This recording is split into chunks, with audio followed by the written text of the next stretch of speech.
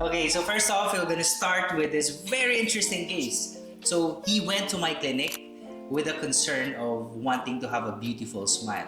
This patient is actually 58-year-old. Specific siya, gusto niyang gumanda yung ngipin niya.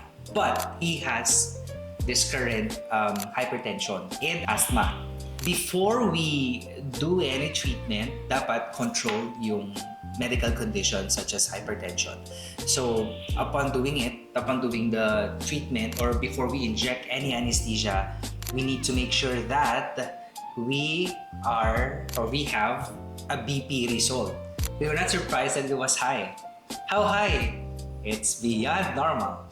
So we're looking at 150 over 100 at first. If you can see the signs, syempre you will not continue the treatment, right? So the patient should be calm, coherent, ambulatory, and before you do any treatment. So aside from that, diagnostic is important. Upon checking with the X-ray, there's a generalized bone loss. Lahat halos ng buto niya may recession na, bone loss because of the bite, because of the age. If we will not correct this, ang mangyayari baka wala na tayo nasisave. That's why we have to correct the bite, the functionality, para at least we will stabilize the teeth kahit medyo advancing age na. Okay, ang daming problem. We are looking at abrasion, we're looking at abfraction, we're looking at root canal treated teeth, cavities, asymmetrical smile, hindi na bumagay sa kanya yung old restoration niya, and also the occlusion where your upper and lower teeth meet. Yun yung occlusion. If there's problem with the kagat from the most posterior down to the anterior, the problem would be the TMJ, the muscles, and also the bone that holds the teeth, not to mention the teeth itself. So there's a lot of implications, there's a lot of ramifications if there's problem with bite. That's why we are into bite. We are into business of fixing the bite and improving the health and its functionality. So on top of that, aesthetics.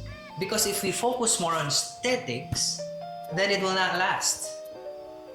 Sabihin mong maganda ka for a year or two.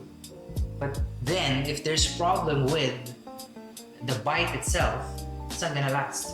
Also, we are trying to fix not just the upper, but also the lower. So, it's almost a full mouth reconstruction dito. So, may mga sound tooth naman na medyo maayos yung pinakadulo sa taas. May mga parts doon na hindi na namin inayos. It's our reference actually for the occlusion because when we run it with our T-scan machine or a digital occlusal analysis machine, it's actually quite good occlusion on that particular area. So, ang kailangan na namin ayusin is it's the one na sa baba. Kasi may tweak lang tapos may sira na. So, so this one, the very, very beautiful ceramics done here in our laboratory, and of course there's a careful protocol that we are doing in the clinic before we can come back with this type of restoration. Also, bago namin galawin yung ngipin mo, you will be able to see the design of the case. But it's always case to case. Sometimes the design will act like as if makikita mo yung possible outcome like 70% kasi syempre it's just a design.